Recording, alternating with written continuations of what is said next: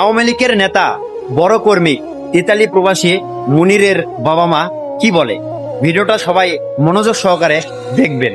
আমার বিচারে এটাই কয়, যদি দেশ আনা যাইতো তাহলে এই দেশের মানুষের আগে আমি তো বাপ, আমি এর মাথাত পড়লে একটা কূপ দিলাম, এলে এই জীবনে যাতে আর কোনো ছেলে এরকম না হয়। আমি ফেসবুকে যেই ভাষাগুলাই শুনছি আমার কাছে খুবই খারাপ লাগতেছে। মানে আমি নিজেও চাইতাছি যে আমি নিজেও মরে যাই, যদি আমি আত্মহত্যা করার সুযোগ আমার হইতো তাহলে আমি আত্মহত্যাই করতাম। এইরকম খারাপ লাগতেছে আমার কাছে, কারণ তারিখ দিয়া সব প্রধানমন্ত্রী এটা আমার মাথার তাজ।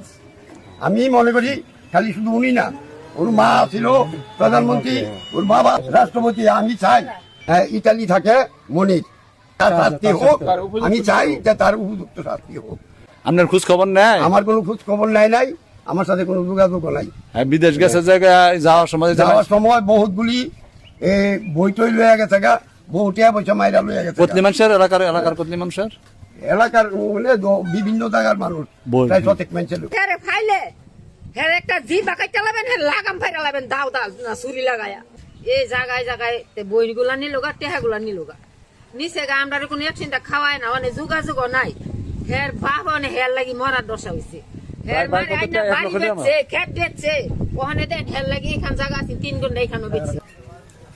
আমাদের রায়পুরা থানা মাননীয় এমপি সাহেব ইঞ্জিনিয়ার আসাদুদ্দিন বকুল ভাইয়ের নির্দেশে আমরা আসছি ইতালি প্রবাসী মনির হোসেন ও আমাদের মাননীয় প্রধানমন্ত্রী বিএনপি চেয়ারম্যান জনাব তারেক রহমানের বিরুদ্ধে অকথ্য ভাষায় গালাগালি করার প্রতিবাদে আমরা ওর বাড়িতে আসছি। ওর বাড়ি বলতে ওর বাবার স্থান নাই থাকা, সে একটা দোকান করে থাকে তার বাবা মা নিয়ে। তো তার বাবা মা ও যে খারাপ ছেলে তার শাস্তি দাবি করছে।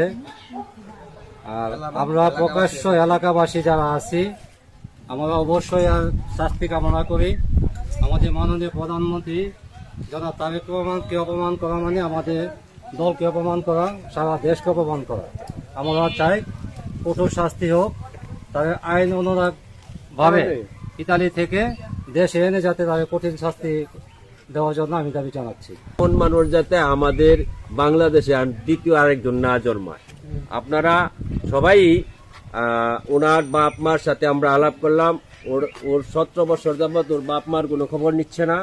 1 বছর আগে প্রায় 100 বইয়ের মতো বেশি নিয়ে গেছে, আবার গরু খাওয়ায়া আরো টাকা টুকাও নিয়ে গেছে।